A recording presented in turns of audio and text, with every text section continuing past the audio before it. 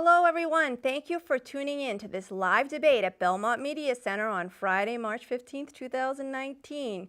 I have with me the three candidates running for the selectman seat, and there's only one selectman seat in the upcoming election, April 2nd. I'm Joanna Juvelis, senior multimedia journalist for Wicked Local Belmont and the Belmont Citizen Herald. I'm co-moderating this evening's live debate with Roger Colton.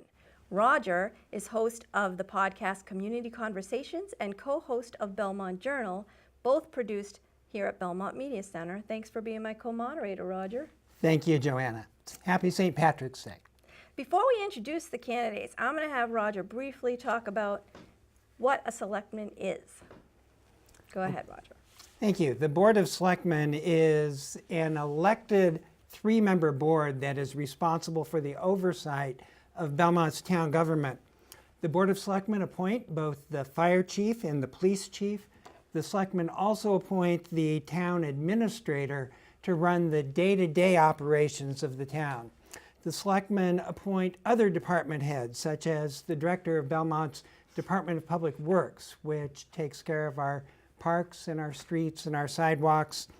The Board of Selectmen also sits as the statutory board for a number of different functions. For example, the Board of Selectmen sits as the Board of Park Commissioners, and in addition to overseeing the government for the town of Belmont, the Board of Selectmen sits as the Board of Directors of the Belmont Light, Belmont Light, which is Belmont's municipally owned electric utility. Thank you, Roger. Hey, we're going to give a quiz at the end of this for anybody.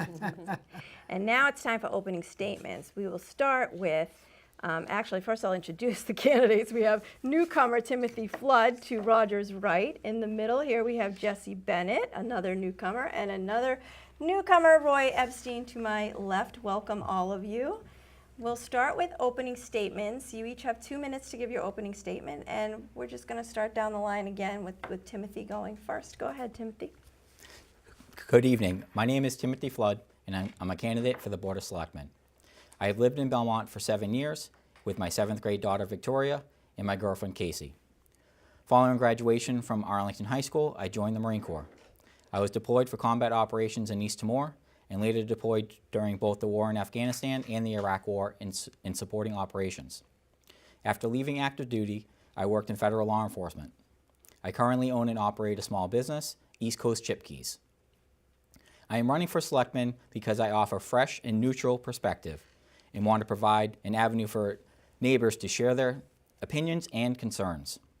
We all want Belmont to thrive. I want your voices to be heard. The angst throughout the town is that nothing will ever change, so why bother? This has promoted uncontested races. We have had the same people year after year, and no change equals no change. We can't continue to afford same old, same old. With numerous upcoming projects on the horizon, recent increases to town salaries, and $150 million pension liability, we have challenging times ahead. We need more collaboration, more listening, greater transparency, and strict prioritization as we address these key issues. I want to provide a fresh, new voice to persistent problems. I want to execute creative ways to reduce the taxpayer burden, like private funding when appropriate and with appropriate and phased construction. The town needs to continue to pursue state funding for projects where possible, like the Complete Streets program. If we plan wisely and space them out appropriately, we can minimize the financial impact to taxpayers. A selectman's primary responsibility is to represent the best interests of our community, listen to your concerns and convictions, and act on your behalf. Thank you, Tim. Jessie. Thank you, Joanna. Roger. My name is Jessie Bennett, and I'm running for Selectwoman to bring our town together to solve some big problems. Too many cars are speeding down our side streets and clogging up our main roads. It's difficult and dangerous to walk because we were not spending money on sidewalks for years. Our schools are entering 5 years of transition while still adding 100 students a year. We have climate commitments we are not meeting. Business owners describe nightmarish experiences trying to open their doors in Belmont. And housing costs burden many Belmont residents, particularly our seniors. I'm excited that we have taken huge steps on necessary projects, funding the 7 to 12 school, the police station, and the DPW buildings. These are great projects that need to happen. But we need to carefully manage the disruption we will face with multiple simultaneous building projects in 1 square mile. We can't put these problems on hold, but the board needs to bring residents together to solve them. That is what I will do on the Board of Selectmen. I'm a leader of people. I know that teams of smart people working together can always find better solutions than any one of us alone. And I have a long history of leading teams to get the job done. As Selectwoman, I will bring a combination of skills we've never had on our board before. My professional background spans banking, marketing, and communications. This means that I have the financial skills to manage the budget and the communication skills to help our residents to understand it. I serve on town meeting and multiple town committees. I'm a respected leader in the school community. And as an advocate, I've helped change town policies to bring in new grant revenue. And that means that we're going to be building sidewalks again. That's what I will do as your Selectwoman. Make progress, solve problems, get things done. But I won't be doing it alone. We will do it together. Thank you. Perfect timing, Jessie. Roy. Good evening. Thank you, Joanna. And thank you, Roger. I'm Roy Epstein, running for Selectman. Let me tell you my background just briefly. I moved to Belmont in 1994 with my wife and my 2 boys. They went to the Belmont Public Schools from Wellington through Belmont High School. My own background includes a PhD in economics from Yale University. I teach at Boston College, and I work as an economic consultant in complex litigation cases. I've been in town meetings since 2003 and been on the warrant committee since 2007 and chair of the warrant committee since 2016. My own view is that many things actually are happening in Belmont and for the good, and I'm proud to have been associated with some of our largest projects, such as siting the electric substation on Flanders Road and saving some tens of millions of dollars in the process, actually being the driving force behind the new police station renovations and the DPW work, which is starting this month actually with taking down the 2 trees in front of the police station. That work will be finished in 18 months, resolving problems that have faced really a logjam in Belmont for over 20 years, setting the stage for what I hope will be a clear path to a new library and a new hockey rink. So there are many positive things happening in Belmont. There's a lot of, I think, healthy new construction, for example, in Cushing Square. And in terms of sidewalks, which is a very close priority to me, I was the first person to speak up in town meeting urging new sidewalks, and I'm proud that the override that was passed several years ago has now been able to allow $200,000 for sidewalks. In the future, I think there will be a lot of progress across the board in traffic mitigation, housing for seniors, climate action. We are making rapid progress on the climate action goals, and I think with experienced leadership on the board, we will actually move quite rapidly to achieving many achievements in the future. Thank you. Thank you, all of you. So you heard that bell. That bell is a signal that your time is up.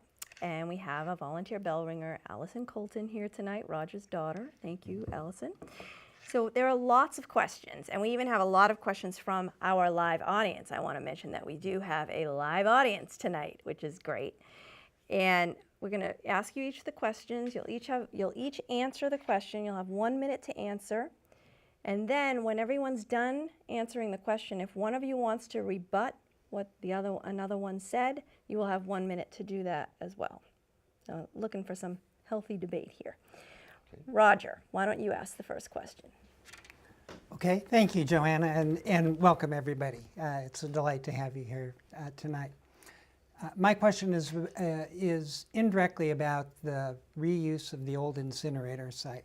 In recent conversations about the reuse of the old incinerator site as an anaerobic digester, there were many people who complained that they had never heard of the possibility of an anaerobic digester before the Board of Selectmen was about to make a decision. how would you improve, or how would you propose to improve communications between the Board of Selectmen and the community about important decisions such as that? We start with Tim. So the first thing I would address, and it's a common complaint that I've heard as of recently in particular, is the website. The website needs a lot of work. I think if we start with the website, and then we can trickle out from there, but I definitely start with the website. Jessie. So, I agree with Tim. I've worked in web design for around 20 years now. I feel that our website is designed from the inside out rather than thinking about the outside user coming in. So I feel like that people who maybe work in town government probably know where to look around to find things, but there aren't quick and easy ways in to figure out where to find stuff.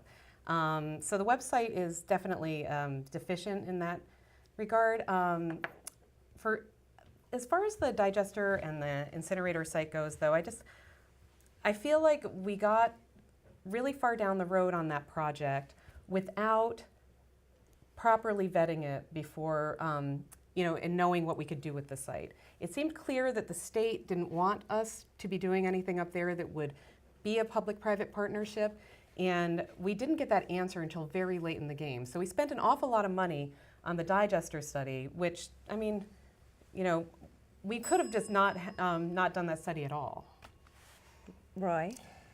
Well, regardless of the merits of the town website, the issue with the digester is that the town has a shortfall of $700,000 in capping the site, and the investigation of the digester was a good faith effort to try to find a source of revenue to cover that shortfall, which we still have. I think the practical problem at the meeting, which was extremely well attended at the Board of Selectmen, so there was no difficulty getting the word out, was that only 2 or 3 days passed between the production of the consultant's report and the consideration at the open meeting. I think if the report had been available further in advance, it would have come as less of a shock. But I think it was evident early on during that meeting that the digester probably wasn't going to work, but it did begin as a good faith effort, and we shouldn't lose sight of that. And we're now in a situation where the digester is out. The guidance on public-private partnerships simply was not forthcoming, and the town had to act. Okay, any rebuttals to what anyone said? Well, I would say that in terms of the 700K shortfall and wanting to cover that, I understand the town's desire to want to cover that. But if you go back and at the consultant's report that we did a few years back, just to look at what we should do with the incinerator site, they indicated in there that both they didn't think it was going to be appropriate for a rink and that they didn't think that the state was going to be happy about the public-private partnership. So I feel like that we could have investigated that further before we started a process of opening it up to ideas, which is what put us down the road to having the anaerobic digester on the table in the first place. I see it in completely different terms. Our new town administrator, Patrice Garvin, brought forward the idea of an anaerobic digester early last fall, and neither anybody on the board nor the town administrator knew exactly what that meant. And the purpose of hiring the consultant, which was in the end about $6,000, was to see whether by spending $6,000 on an exploratory study, we could earn $700,000 to cover the gap. So I think that was money well spent. Unfortunately, the idea turned out not to be suitable for that site, but we didn't know that until we did the work. The concern that I have about this whole process was that it definitely seemed like the citizens of the town were not included in that conversation early on. And had the conversation been with the community, we probably wouldn't have had to spend the money on the study, because it was clear through the community's reaction to this digester that it was never going to happen. Okay, very good points, everyone. We're going to move on to the next question. One of the major controversies in Belmont recently involved the transfer of an alcohol license from a local business to a large chain grocery store. Many people think the process which led to the transfer and sale of the loading docks all alcohol liquor license to Star Market didn't work well. From a process perspective, what, if anything, would you have done differently, Tim? So the first thing is the language that was in the bylaw was arbitrary, and it was not spelled out clearly. That was probably by far the most important thing to discuss. Had the bylaw been written in the manner in which it was presented later on, how it was meant to be, or how it was supposed to be enforced, there wouldn't have been a question. So we have to take more caution when we're writing a bylaw to make sure we spell out exactly what we mean, and then think about the possibilities of what could happen in the future. Thank you. Jessie? Yeah, I agree with a lot of what Tim said. I think that I know that I've spoken to former selectmen and one of our current selectmen about the process of writing that bylaw, and they feel that they made, they've spoken to having the feeling they maybe made mistakes regarding the writing of that bylaw, that they should have written it more clearly if the desire of the town was not to transfer it. But the reality is that once you get a license, I mean, it's not unreasonable to think that people would be able to sell it. So if we wanted to restrict it, then we should have restricted it at the point that Belmont was a dry town for a long time. We could have thought about it rather carefully during the course of many years before we decided to open it up. Okay. Roy? Well, the liquor license in Belmont is a scarce resource and it commands a high price. My concern when this issue arose was that the town should not be issuing licenses which then the recipient of the license could then, I would say, arbitrage, that's to say, resell and make a large profit. If there's a large profit to be made, the town should have captured that revenue. So in the future, if the town is offering rights to anything, whether it's a liquor license to something else, there should be provisions in place so that the private party doesn't stand to benefit. If there's any significant gain from issuing that license, it should go to the town. Does anybody want to rebut what anyone said? No? Okay, we'll move on to the next question. Roger? In the debate at the 2018 annual town meeting about the proper size of the Board of Selectmen, there was opinion expressed that the job of being a member of the Board of Selectmen has perhaps become too big for basically a volunteer individual. And some people suggested that the Board of Selectmen should become more of a policy board and less of a hands-on administrator. How do you view the role of being a member of the Board of Selectmen relative to whether it's a policy board or more of a hands-on administrator? Well, I think it's important that we're communicating with our community. So to strictly go to policy, I don't think that's realistic, because then I think we're going to miss a lot of the input from the community directly, and I think that connection with the community to the selectmen is important. Well, I think that in terms of what the current board is, I think that the light board is a very big part of the job. I've heard many people, both who've worked on the light board and outside of our light board advisory committee, and outside of it, that we should have a task force devoted to looking at what it would look like if we spun off the light board and made it its own elected board. That would be a step in the right direction to splitting up two jobs that are kind of different. I think also, in terms of all of the committees that the selectmen are, representing the board on, these are vital roles. And then if you look at our actual bylaws, the Board of Selectmen is kind of this catch-all. It's like everything that everybody else doesn't do in town government kind of falls to the Board of Selectmen. So, there are a lot of little administrative things that come up, and that's an important part of the job.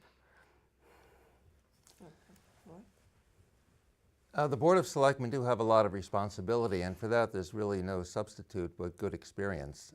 Clearly, public input is always going to be a large part of the job, but in the end the Board of Selectmen do have the responsibility. If the board became a more advisory body or policy-oriented body, I think it has to be combined with a town administrator who has more authority than they currently do. We have a very capable town administrator, and I would certainly be willing to consider a restructuring where the board became more of a policy board and the town administrator had more direct authority, but that would be a considerable change in the structure of our government that would require a lot of discussion. Any rebuttals? This isn't so much a rebuttal, but I agree with Roger that, with Roy rather, sorry, Roger is over there. I agree with Roy that, we would need a stronger town administrator, and that was one of the reasons I voted against going to the 5-person board, because I felt that we would need a stronger town administrator in order to do that. So I think that, if we had a study on whether we should have a stronger town administrator, we had a study on whether we should go to a 5-person board. If we had presented both of those together, I think that it would have gone over better. Both of those got defeated by town meeting. So. Anyone else? I'd say the one comment I have about that is I think the 5-person board would have been the right way to go for Belmont. I think it gives a little more leeway with conversation amongst the board members themselves. That's the one thing we can't have right now. And if there's a minor policy question, a couple board members can talk amongst each other and make sure they have clarification when they're bringing it through the meeting. I think the open meeting law raises insuperable problems of serial communication for a 5-member board to communicate with each other in that way. Okay, are we ready for the next question? Okay. 2 years ago, there was a substantial controversy regarding the size of the Belmont Center Green. For anyone who doesn't know what that is, it's the small patch of open space in front of Belmont Savings Bank. That decision is over and done. However, many people believe that the Board of Selectmen told town meeting one thing and then turned around and did something different. What, if anything, would you have done differently from a process perspective in redeveloping the Belmont Center Green? Timothy. Well, I think it was clear that town meeting made their vote, and that was changed subsequent or after that vote had happened. I think that was an unfair process, and I don't know all the details of what happened, so it's hard for me to comment on everything, but the one thing that was made clear to me throughout the process as I understood it was that town meeting was very clear on what they wanted, and came back several times to make sure the selectmen were aware of what they wanted, and that the selectmen chose not to follow what was elected upon. Jessie. Well, I know that there was considerable consternation regarding the Board of Selectmen making decisions that many members of town meeting felt were out of the spirit of what they had voted on. And I think just given how much opposition there was to it, and the fact that there were many actual town meeting members speaking up about it, that should have been taken more seriously before the Board of Selectmen made a decision to change the design of the green.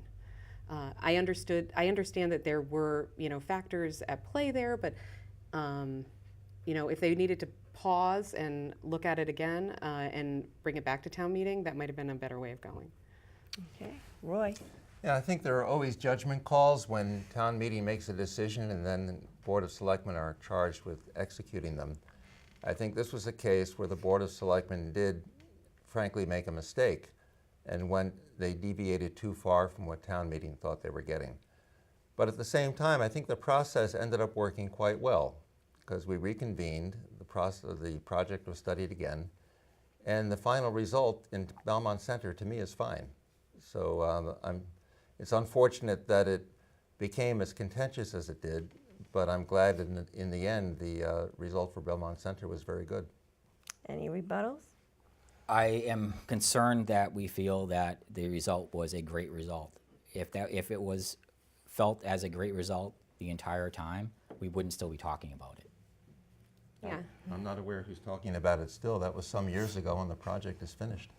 Well, the project is finished, but people still bring it up. And I've heard many citizens talk to me about it, how they resented, members of town meeting who resented basically what they thought the Board of Selectmen was kind of just acting out of line with what the wishes of town meeting were and voting for that.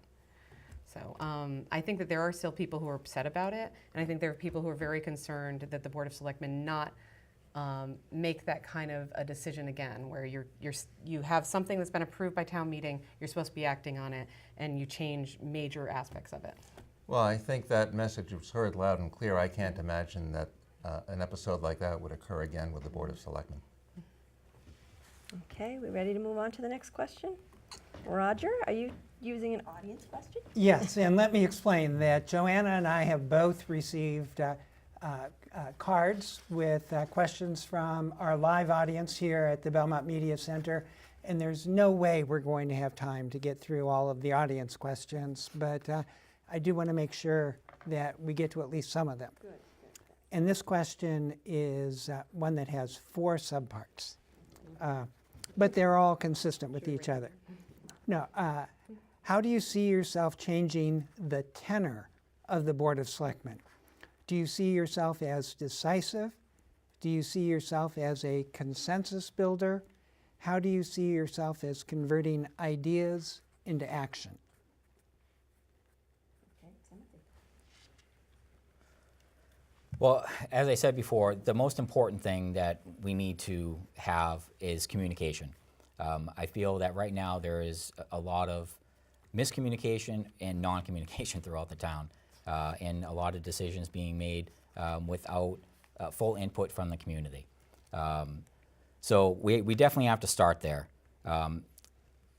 As far as the interaction, it's definitely important, as I said before, that the selectmen are readily available for communication directly from the community, and as well as talking to all the groups that we have in town. I think we have about 70 of them right now, getting their input, and then town meeting, and making sure that everyone is listened to, but most importantly, everyone individually from the community is heard. I think that it's funny, our decisive consensus builder. I think that one of my strengths is that I have a strength in working with community groups. And I think that that's part of the strengths of our town. We have a lot of people who are really passionate. And I think that when we see like the kind of most heated Board of Selectmen meetings, it's often the energy of community groups there that are passionate about a subject. I believe that I can be a consensus builder because I really do. If I feel like I really have the right idea in my head, but somebody is very much disagreeing with me, I want to understand what their point of view is. So I want to bring in all voices to the debate.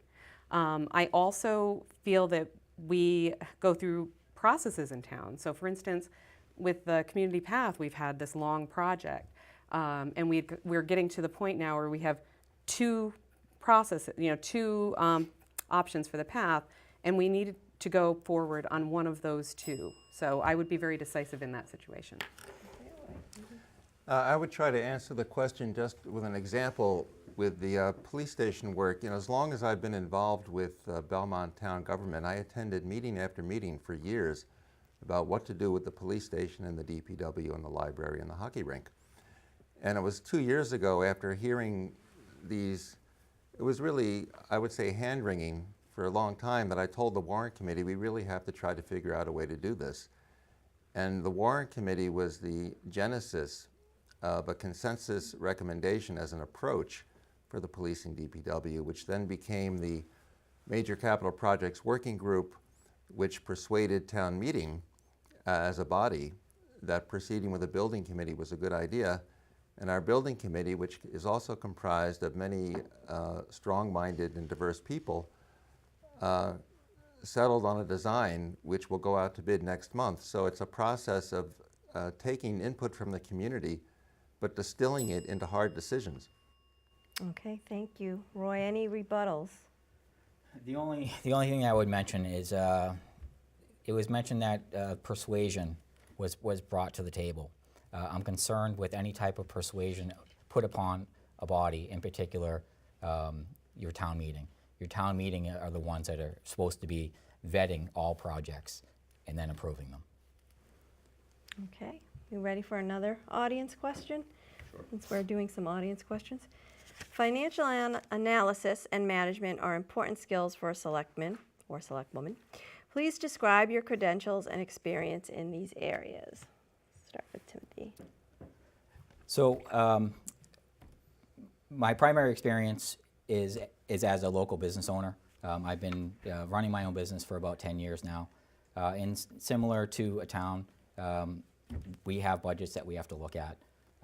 Granted, they're on a smaller scale, but we also have a lot of help within a town. You're not doing it individually. We have, again, a lot of committees, and of course we have warrant committees and a budget committee that's going to review all this. So again, it's going to be a team process moving forward. Jessie. So I spent the first years of my working life working in banks. I started as a bank teller, and I worked my way up into the commercial loan area. So I was working very closely with our loan officers and our compliance officers. I handled the more complex loans that we had on our books. While we were there, I helped we took over a smaller bank, and I helped bring a very complex portfolio of loans that some of which probably shouldn't have been given online. So I understand, from the perspective of somebody who's worked with small business owners and seen what their finances look like, I understand kind of from that angle what we want to be doing to help small businesses in town, which I think is an important skill. But I also understand the priorities that we want to be facing and what we want to be looking at. I mean, we never have enough money. We'll never have enough finances to cover everything we want to do, right? But you have to know what you need to spend money on this year. Okay, thank you, Jessie. Roy. I was a student of economics in college. I worked at the World Bank after college. I have a PhD from Yale, and I've worked in economics and finance questions ever since. I have my own consulting work, which takes me all over the world, where the cases involve very large financial matters for lawsuits up to $500 million and $1 billion routinely. In terms of the town itself, doing extensive financial analysis for the electric substation, intensive analysis of the DPW and police station projects to make sure they could work without additional taxes and be covered with the operating budget. The warrant committee itself is intensely involved with managing the town budget to make sure we can deliver the town and school services that we need. Managing these large budgets is what I've been doing for the last 25 years. Does anyone have anything else to add? The only thing that I'll mention in regards to managing the budgets is last I checked, we're about 16 million in the red, and that is concerning if we're moving forward with the same individuals that made those decisions to get us there. Anyone else? Rebuttals? No? Okay, Roger? Okay, in 2010, Belmont prepared a comprehensive plan that was designed to guide the town through the year 2020. Well, we're now in 2019, and there's been no effort to replace or supplement or update that comprehensive plan. Do you have an opinion about the desirability or need to update or supplement or replace that comprehensive plan with a new one? So my understanding is the town is actually looking at that currently, so that is in process. If it wasn't, I would definitely be all for that. We have a lot of groups in town, a lot of committees. We have the Vision 21 committee, which I think could be tapped in and almost kind of take the reins of that and move forward. But the town's already looking at that, so I'm definitely going to be interested in seeing where they go with it. Yeah, I mean, we've done incredible work in the last few years on setting priorities for the town. We have the housing production plan. We've become an age-friendly Belmont. We have the climate action plan in place, and the energy committee's been doing incredible work to make sure that we're heading towards it.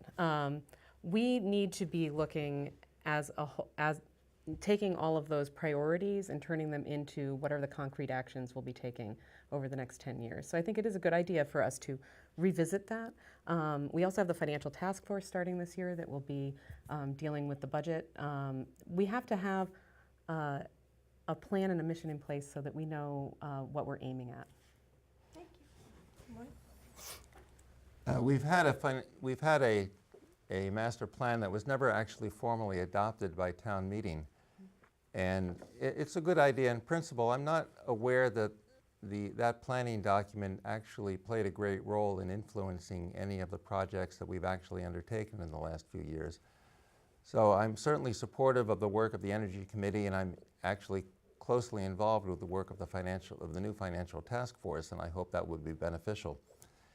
I'm not sure what concrete results, to use Jessie's word, what concrete results will emerge from a new master plan. We have a planning department in town which I think could probably use some extra staff, and I would like to get their views on what might be done, but I don't see a new master plan exercise itself as being a very high priority. Any rebuttals?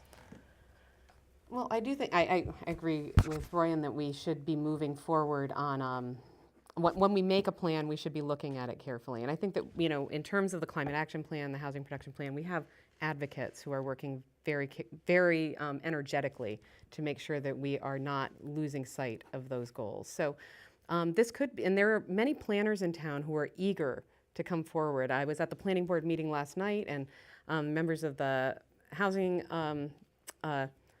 members of the community that is supporting affordable housing in town contained several planners who are interested in, you know, how do we move forward on our projects with the goals of reducing carbon, with the goals of making Belmont more a better town for transportation and the like. So we can move forward with something. I would say with each question that comes before the Board of Selectmen, there is enormous citizen input.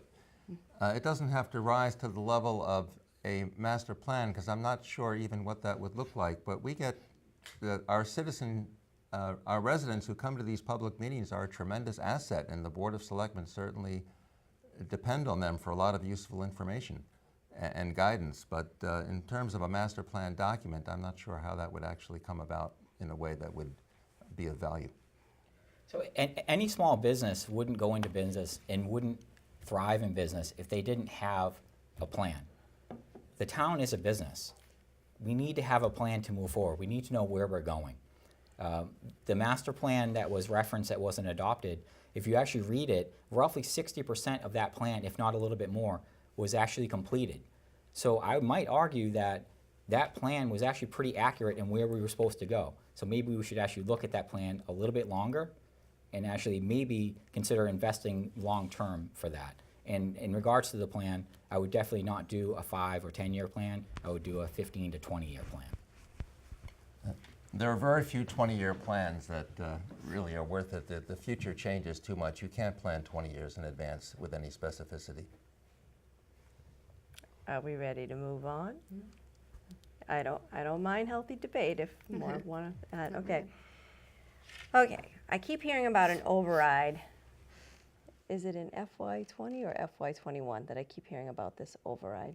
Well, we're already in FY20 is about to happen, so it's FY21. I keep hearing about it, and so my question is, how can Belmont generate more revenue and possibly avoid an override in FY21? Timothy? I wish that was easy to answer. We have a long way to go. I think the reality is, in today's world, is that we're going to consistently have overrides about every 5 years or so. And I think we need to start preparing for that. No one wants to hear that, but it needs to be on the table. Just because you don't want to hear it, it doesn't mean we shouldn't be talking about it. Yeah, I mean, it seems pretty clear that we are going to need one in FY21, in part because we had an override in 2015 that was really only enough to last 3 years, but we took a stabilization fund to kind of stretch it out, and so we've gotten it to 5 years. We have a new financial task force. They're going to be looking at everything that the town is spending money on and trying to make recommendations for how how much we would need an override for, and also how we can economize or how we can increase revenues. I think it's fantastic that we've hired an assistant town administrator who has extensive experience in recreation, because the last financial task force recommended that we produce more revenue out of our town assets. And so we are positioned now to do that with the hiring of the assistant town administrator. It's great to see that we have these goals that we're meeting, and that the new financial task force might find some more to do that. Roy? It's hard to imagine we could get by without an override in the future, but I think there's still potential for significant savings in the operating budget, which I would like to work on if I became selectman. And I think as for our backlog that remains of capital projects, there is a way to do them more economically than has been conceived of before. And my model for the DPW and police station guides me in that, because those projects were discussed for many years as being $50 million projects, and we're going to do them for about 9. So that's the kind of perspective I want to bring to the Board of Selectmen, so we can maximize the value of the money that we have. Thank you, Roy. Does anyone have any rebuttals? I think that I'm concerned with saying that we're going to be able to find savings anywhere in the budget. Everyone's already cutting, the services are very limited as it is currently. And if we're talking about cutting even more services when people are consistently asking for more, I'm not sure how that adds up. I think we definitely need to have a little more discussion about that. So because we're not cutting services, there are ways of providing the same services more efficiently, and that would be the goal. And I would say that one thing that we can do is when we want new things, when we want better pedestrian and bicycle infrastructure in town, then we can look to the state for grant opportunities. When we are concerned that we are not meeting our climate goals and that we could be doing more in the town government to find more grants on the state level. I mean, we passed up an opportunity to apply for a grant because we didn't feel like we had the staffing to do it. So we need to look for new opportunities, perhaps to have an independent consultant who can help us apply for grants and then be paid out of that grant budget. That is another way that we can bring more money in to get the things done that we don't want to pay for out of our regular budget. Also, we should be pressuring our state legislators to support increasing our education funding and bringing it more in line with what it actually costs to provide an education. They haven't kept up with the healthcare cost increases, and we have a tremendous expense for our special ed students and out of district students that they could help us cover more. Are we ready to move on to the next question? Yes. Okay, I think, Roger, it's you. I'd like to take the budget question to in a different direction. It seems like Belmont is facing two inexorable truths. One is that we're going to need more money in the future, and two is that there is a substantial population in Belmont that can't afford to pay higher taxes. And the fact that we need the money doesn't make their ability to pay any higher, and the fact that there are some people who can't afford to pay doesn't make the need for more money any less. How do you, as a member of the Board of Selectmen, deal with that conflict or that tension? Again, there's no easy answer to this. Communication, I'm going to keep coming back to communication because it's been lacking in town for quite some time. I think if a lot of different parties sit down, if the housing sits down with budget and everyone actually puts their head together, maybe we can find some sort of plan and presumably maybe we can tie that into the master plan and incorporate the whole thing so we can have some guidance moving forward.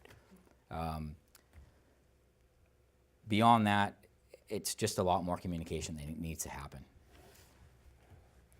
Well, we took some steps in town meeting in the fall.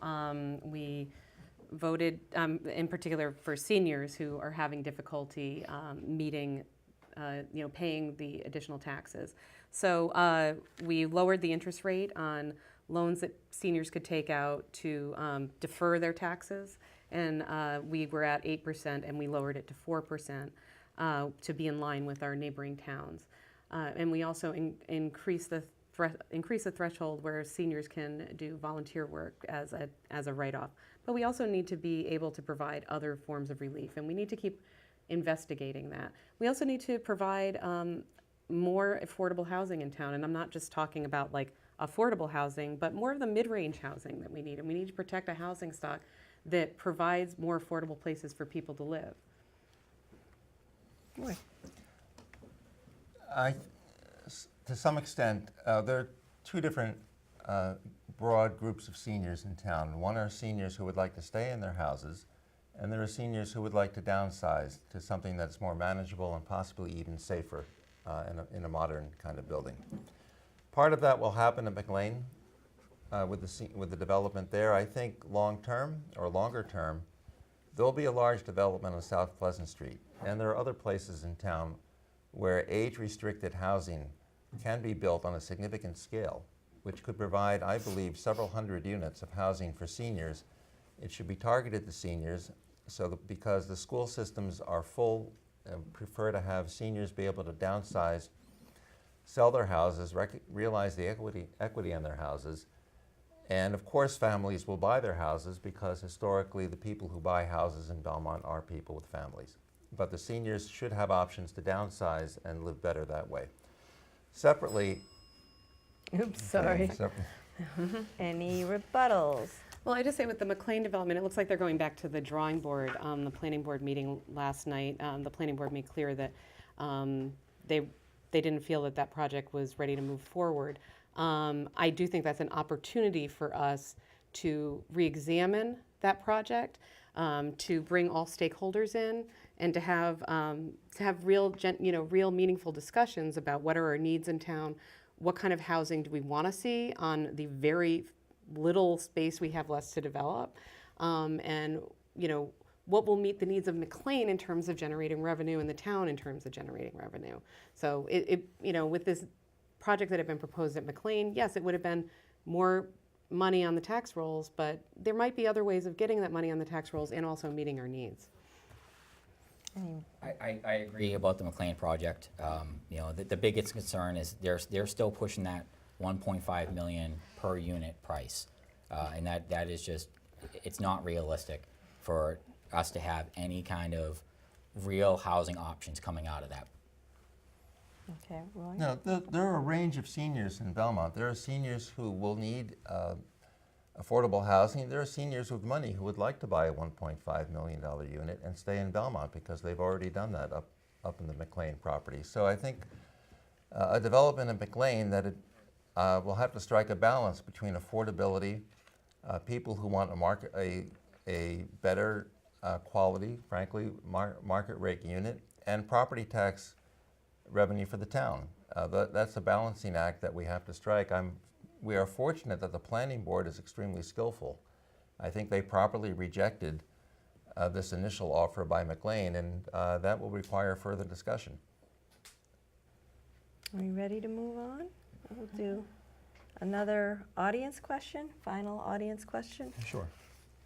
If you had been sitting at the selectmen's table along with MassDOT and MBTA representatives, which community path route would you have voted for and why?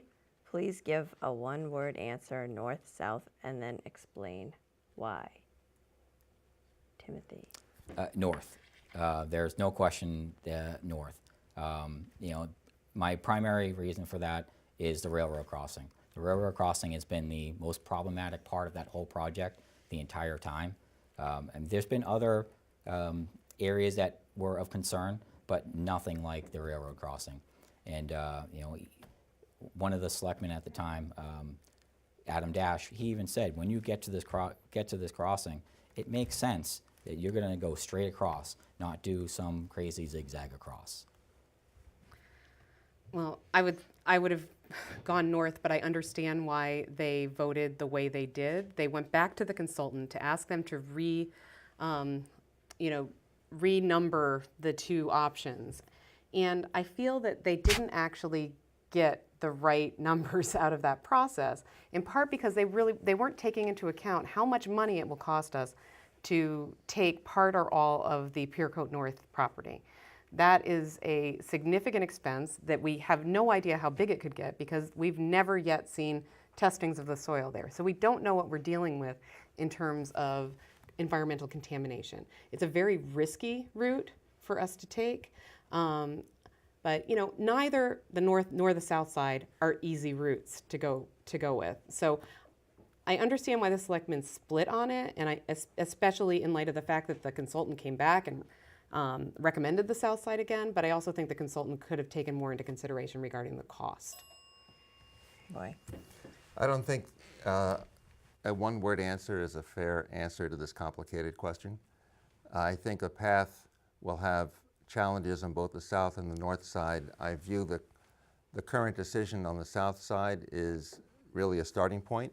If it works on the south side, that's fine. There's no guarantee it will work on the south side, in which case we'd have to go back to the north side, which again faces its own issues. So I think what we've done is proper is by proceeding, because the main thing is to get the path done. There'll be a way to cross the tracks if necessary. That's not really the problem that has been made out to be, but the important thing is to get started. Any rebuttals? There is no guarantee with the process, but the one thing that never happened in the beginning was a conversation with Clearcoat to find out what that possibility could be. Was it even possible to purchase property or to use part of their property? How are we making decisions when conversations haven't been had? Yeah, I agree with Tim there. I think that this process has been going on for a long time. We made a decision on the south side route in 2017. We should have numbers now on what it would cost to take the Pureco property. Why are we still waiting on figuring out what would happen there? Anything more to add, anyone? No? I want to ask our control room, do we have time for another question? One more question, Roger.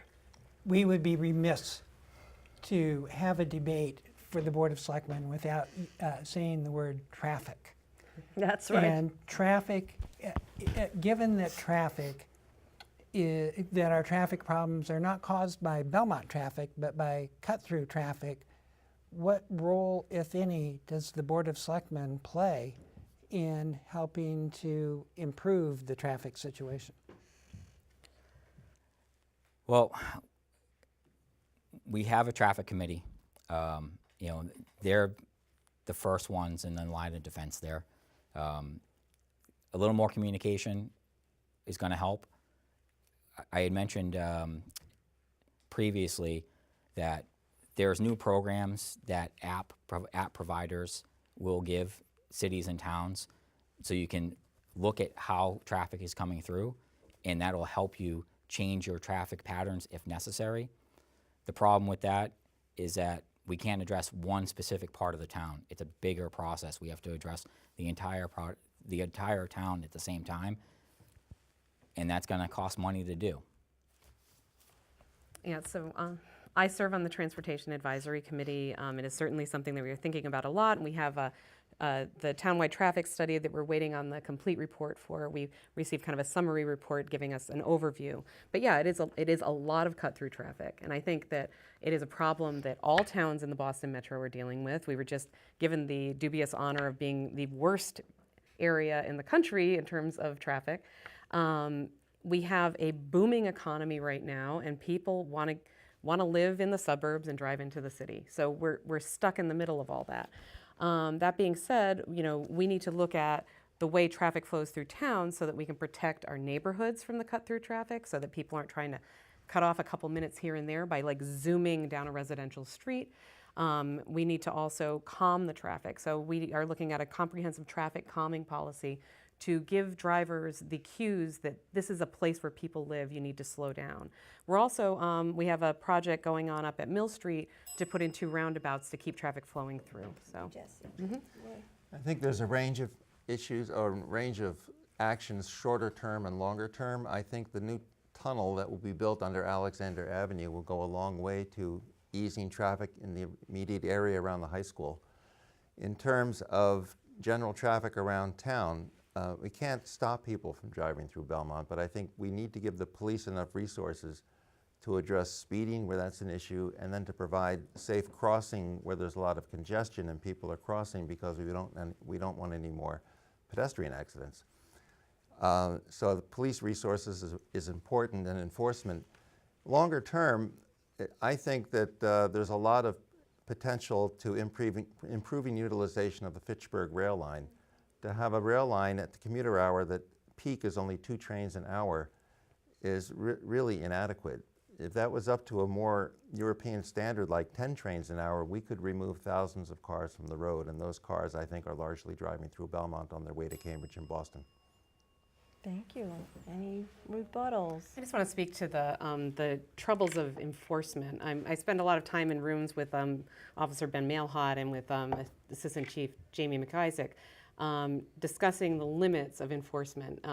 We have a very limited budget in town for, to have officers on the street, and and the enforcement happens when the enforcement happens when they're there, and people, if they don't see people being pulled over, they do what they want to do. So you have to be taking traffic calming measures if you want to make it work. And right now, on a given morning during school arrival times, we'll have almost all of our officers out working the crosswalks because we don't have enough crossing guards right now. So that's another issue that we need to be dealing with. Any more before we move on to closing statements? Okay, it's time for closing statements. We'll start with Timothy.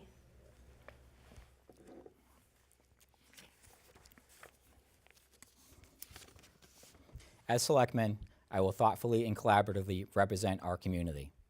I recognize that many of Belmont's past successes and plans for the future are in large part because of tremendous work of town volunteer committees and boards. I do not want these efforts to be minimized or lost, only to build upon them. I want to better integrate our shared values of community, education, family, and inclusivity to address our priorities with the utmost transparency and collaboration. I will listen to your concerns and priorities, and most importantly, act on your behalf. I will be the voice for all community members that has been missing for many years. As a small business owner, I will utilize my 10 years of experience to spearhead the efforts to establish a more business-friendly town policy and strengthen our tax base.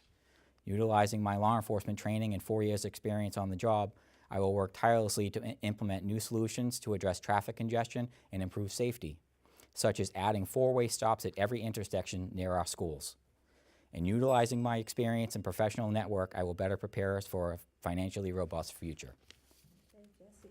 Thank you, Joanna and Roger. This has been an important discussion. So what's next? I want to get serious about solving our problems with traffic, pedestrian safety, town and school funding, climate action, housing, and the disruption that will begin when we break ground on 3 building projects. We can't put these problems on hold. If we don't have the budget, let's find grants. If we need information, let's tap into this pool of experts who live here in Belmont. We have to get creative if we want to move forward. I'm ready to step up. I've served on community boards and town committees for 8 years. In meetings and online, door to door and on playgrounds, I've spoken with thousands of Belmont residents about budgets, schools, trash, sidewalks, and I've truly listened. I know what we need to do, and I know how to lead people to get it done. I'm Jessie Bennett. I ask for your vote on April 2nd, and if you want to learn more, go to www.bennettforbelmont.com. Thank you. Thank you. Roy. Thank you. I feel that good government doesn't just happen, it comes from experience. I've had experience in every respect in Belmont since 2007 doing real things, like the electric substation, saving millions of dollars, getting the DPW done, getting the police station done. I'm serving on the Community Path Project Committee now. I'm looking forward to getting the library underway and the hockey rink. This requires experience, requires financial experience, it requires knowledge of town institutions, working well with all the town departments, of course working with large numbers of residents, because you can't do anything in Belmont without hearing from lots and lots of residents. But that's what I've done. The Warrant Committee is a public meeting, all of our building committees are public meetings, we work with the public every day, but in the end it's having the experience to put all of this information together into achieving tangible results is what counts, and that's what I would like to offer the residents of Belmont. Thank you. Well, thank you, Roy, Jessie, and Timothy for being here tonight for this live debate. I want to thank my co-moderator, Roger Colton. I want to thank Allison Colton for being the timekeeper, and I thank all the volunteer camera people tonight and Belmont Media staff for making this all possible. This was a very healthy debate. I think it was very important for everybody to get to know these candidates. You have a very important ballot to cast on April 2nd, 2019, the town election. You have to choose who the next selectman will be. So I hope this helped, and I also hope that you'll pick up a copy of the Belmont Citizen Herald or visit wickedlocalbelmont.com, because we have questions of the week that will continue through the March 28th edition, and the candidate statements will also be in the March 28th edition. So thank you again. Have a wonderful evening.